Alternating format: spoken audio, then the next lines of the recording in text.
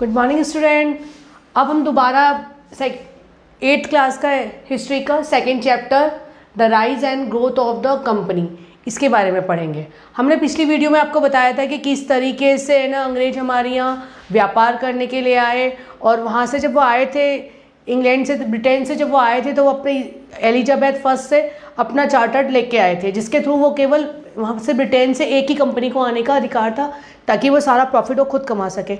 जब वो इंडिया में आए तब उन्होंने देखा इंडिया में पहले से ही फ्रेंच, डच, पोर्तुगीज़ और ईस्ट इंडिया कंपनी आई हुई थी। उनके बीच में युद्ध होने लगा क्योंकि वो सभी कुछ एक ही चीज़ को ख़रीदना चाहते थे और ऐसे में कॉन्फ्लिक्ट बढ़ते गए। बढ़ते बढ़ते जो लोग थे वो एक दूसरे को हटाने की कोशिश करने लगे, अपना अधिकार कमाने लगे ताकि उन्हें ज़्यादा से ज़्यादा प्रॉफिट हो सके। ऐसे इसी बात को लेते हुए उन्होंने फोर्टिफिकेशन शुरू कर दिया। हमने ये पिछली वीडियो में देखा था। फोर्टिफिकेशन जो शुरू किया गया था वो जो लोकल रूलर थे उन्हें पसंद नहीं आ रहा था। फोर्टिफिकेशन का मतलब होता है कि वो अपने सामान को प्रोटेक्ट करने के लिए एक वेयर हाउस बनाते थे जहाँ पे वो सामान को रखते थे और वहीं से सामान का बेचना, खरीदने और इस सब का काम होता था। फिर वहीं से जहाज़ में वो सामान चढ़ाया जाता था और ब्रिटेन पहुँचाया जाता था। इस तरीके से फोर्टिफिकेशन का काम शुरू हो रहा था जो लोकल रूलर्स को अच्छा नहीं लग रहा था। अब आगे हम पढ़ेंगे East India Company begins the trade in Bengal. East India Company जब आई तो उसने बंगाल में अपना ट्रेड जो था वो कहाँ से स्टार्ट किया, सबसे पहले कहाँ अपना सेंटर बनाया, इसके बारे में हम पढ़ेंगे।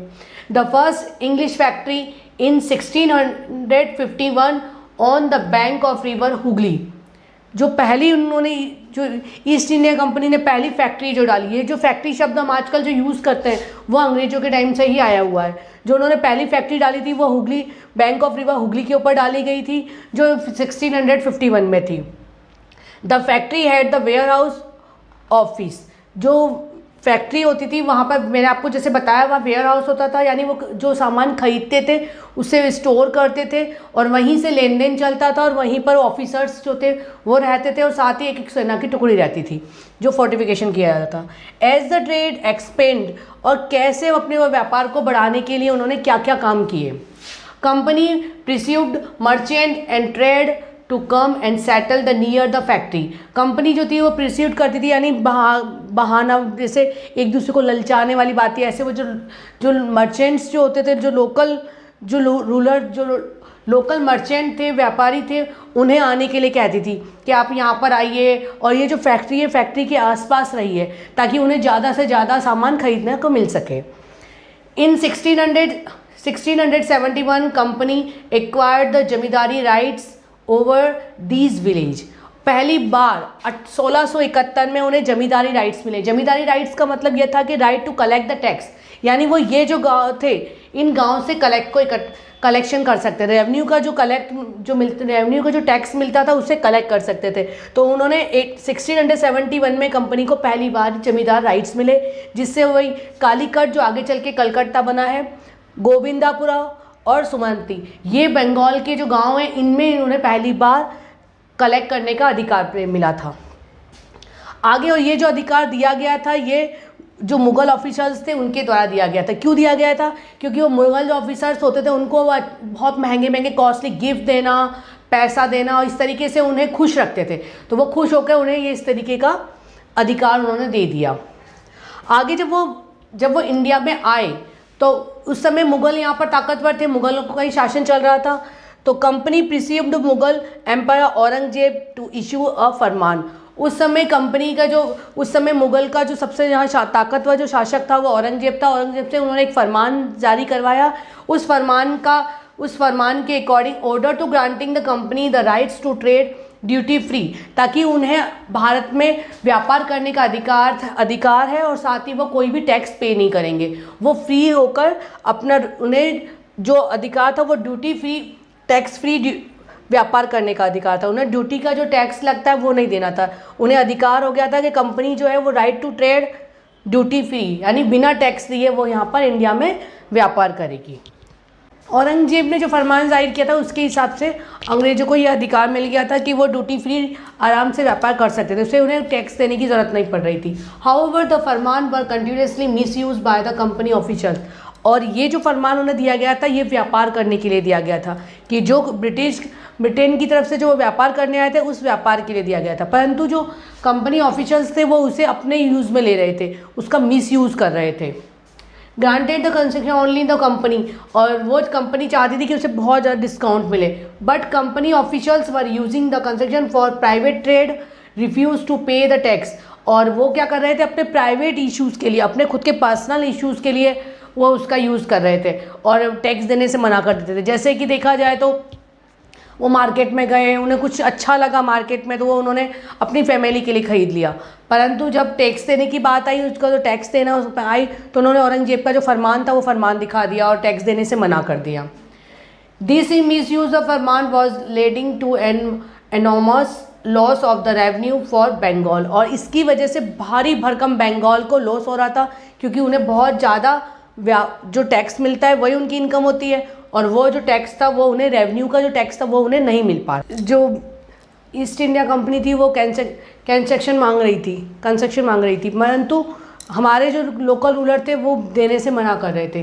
Conflict between the company and nawab of Bengal, और इस तरीके से जो कंसेक्शन उन्हें नवाब को जो ईस्ट इंडिया कंपनी को जो औरंगजेब ने फरमान दिया था उसके आधार पर उन्हें केवल अपनी कंपनी के लिए अधिकार था ड्यूटी फ्री करने का, टैक्स फ्री ड्यूटी करने का, परंतु वो क्या कर रहे थे, अपने इंडिविजुअल पर्सनल चीज़ों को भी टैक्स फ्री होकर ख़रीद रहे थे।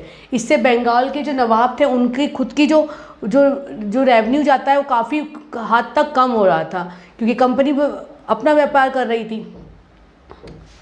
But situation change after the death of Aurangzeb, परंतु ये फरमान किसने वो किया था, औरंगजेब ने दिया था।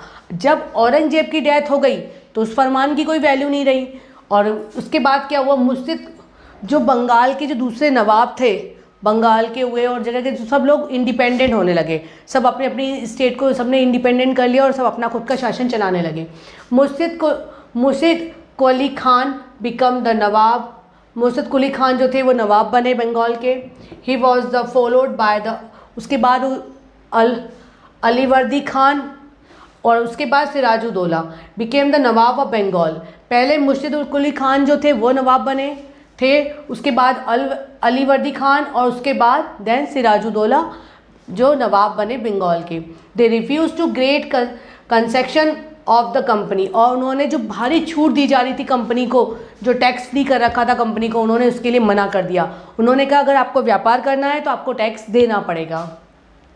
Company had another stand demanding duties to be removed fortification, और साथ ही उन्होंने कंपनी से ये भी कहा कि आप जो ड्यूटी फ्री, जो टैक्स फ्री जो ले रहे हो उसको आपको टैक्स पे करना पड़ेगा, और साथ ही आपको ये जो फोर्टिफिकेशन कर रहे हो इसे भी आपको ख़त्म करना होगा।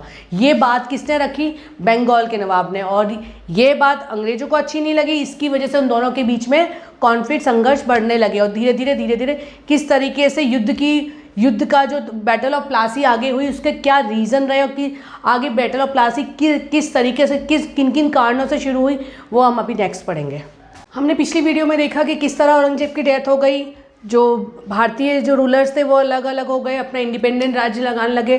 जब उन्होंने अपना इंडिपेंडेंट अपना जब टेरिटरी को बनाया तो वो नहीं चाहते थे कि अंग्रेज जिस तरह से व्यापार कर रहे थे, फरमान दिखा के टैक्स पे नहीं कर रहे थे, वो नहीं चाहते थे। तो उन्होंने अंग्रेज़ों को वार्निंग देनी शुरू करी कि आप टैक्स पे करो और जो फोर्टिफिकेशन करते हो वो सही नहीं है, हम फोर्टिफिकेशन नहीं होने देंगे। तो इस कंडीशन को देखते हुए जो बंगाल के नवाब जो थे उनके बीच में और कंपनी के बीच में धीरे धीरे संघर्ष बढ़ने लगा। अब कैसे बैटल ऑफ प्लासी, जो बैटल ऑफ प्लासी तक कैसे पहुंचा, यानी कैसे युद्ध में कन्वर्ट हुआ, इसके बारे में हम इस वीडियो में पढ़ेंगे।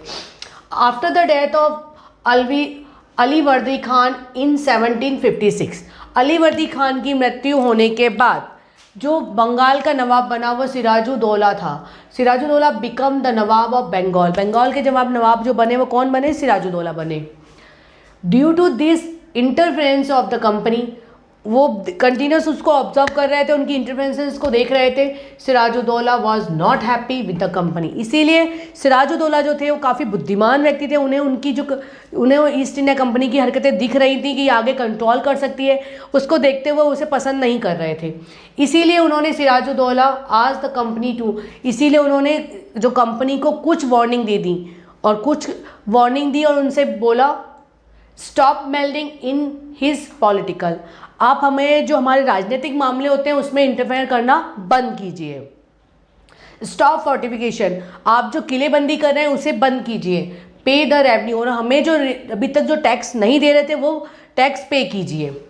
बट द नेगोशिएशन फेल्ड, अंग्रेजों ने बहुत उसे मनाने की कोशिश करी और चाहते थे वो कि नहीं, हमें जो कंटिन्यूस चल रहा है हमारा पे, जो हम रेवेन्यू नहीं दे रहे हैं वो लगातार आगे भी रेवेन्यू नहीं दें और हमारा फोर्टिफिकेशन भी चलता रहे।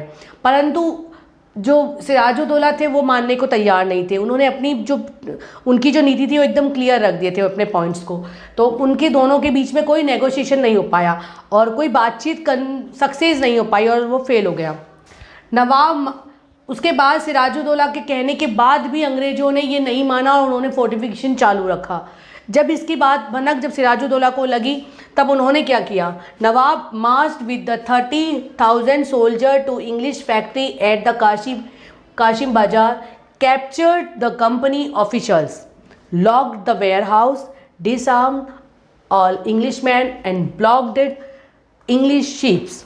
देन हिम, तो ये क्या हुआ कि वो जब फिर भी उन्होंने जब उनकी बात नहीं मानी, अंग्रेजों ने जब बात नहीं मानी, तो नवाब जो थे वो 30,000 सैनिकों के साथ गए और जहाँ पर उन्होंने इंग्लिश फैक्ट्री जो बनी हुई थी वहाँ जो काशिम बाज़ार में थी, काशिम बाज़ार में उसको कैप्चर कर लिया और वहाँ पर जितने भी ऑफिसर्स थे उन्हें बंदी बना लिया और जो वेयर हाउस जहाँ पर उनका जो जहाँ से वो बिजनेस कर रहे थे उस बिजनेस पे ताला डाल दिया, हटा दिया उनको वहाँ से। जो इंग्लिशमैन थे जहाँ पर जो टुकड़ी रखी जाती थी जो उनके हथियार सबके छीन लिए और उनके जहाज़ों को ब्लॉक कर दिया। एक तरह से देखा जाए तो उनके बिजनेस को सारा बंद कर दिया तामझाम को।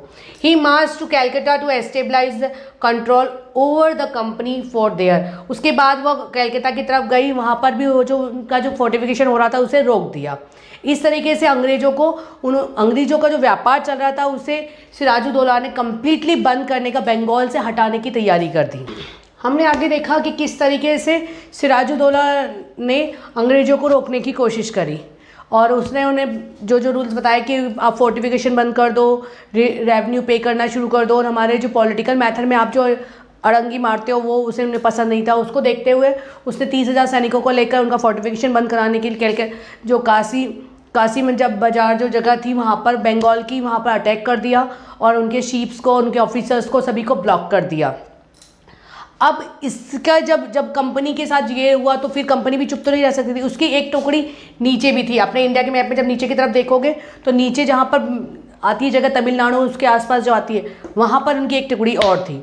वहाँ से जो कंपनी के ऑफिशियल्स जो थे sent troop under the commander of Robert Clive, वहाँ से एक टुकड़ी को भेजा गया जो रॉबर्ट क्लाइव के कमांडर जो थे वहाँ के उनके अंडर में आई। अब जो रॉबर्ट क्लाइव थे, finally 1757 Robert Clive led to the company's army against the Sirajuddaulah at the Plassey जो बैटल ऑफ प्लासी हुई, बैटल ऑफ प्लासी जो हुई उसमें 1757 में रॉबर्ट क्लाइव की फ़ौज और सिराजुद्दौला की जो आर्मी थी दोनों एक दूसरे के आमने सामने आईं लड़ने के लिए। बैटल ऑफ प्लासी इसलिए कहा जाता है क्योंकि वहाँ पर है ना प्लास के फूल बहुत ज़्यादा पाए जाते थे। प्लास जैसे है ना जो हमारे यहाँ हिंदू धर्म के हिसाब से होली के समय जो प्लास के फूलों से है ना रंग बनाए जाते हैं, तो वो वहाँ पर अधिक क्वांटिटी में पाए जाते थे, इसीलिए उस जगह का नाम प्लासी है, प्लासी पड़ा और वहाँ पर युद्ध होने की वजह से बैटल ऑफ प्लासी से कहा जाता है।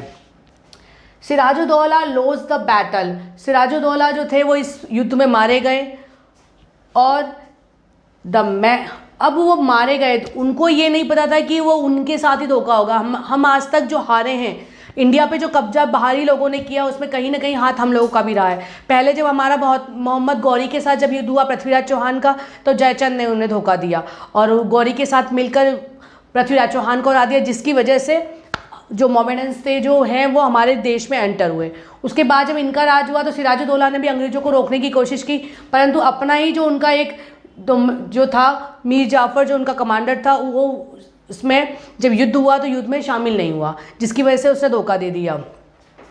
The main reason of the defeated was the betrayal of the Mir Jafar. वो जो बिट्रेल का मतलब होता है धोखा देना, मीर जाफ़र का जो धोखा था उसकी वजह से वो हारे, ये उनका मेन रीज़न था। क्योंकि मीर जाफ़र को जो टुकड़ी लेके उनके सपोर्ट के लिए पहुंचना था वो नहीं पहुंची और इसी वजह से सिराजुद्दौला मारे गए। He was the commander in the army of the Sirajuddaulah, वो सिराजुद्दौला के कमांडर थे। He betrayed by not participating in the battle, और उन्होंने धोखा देने उसके लिए उसमें शामिल नहीं हुए, वो उन्होंने उन्हें धोखा देने के लिए वो उस बैटल में पार्टिसिपेट नहीं किया। अब बात आती है कि अंग्रेज़ों ने किया क्या था।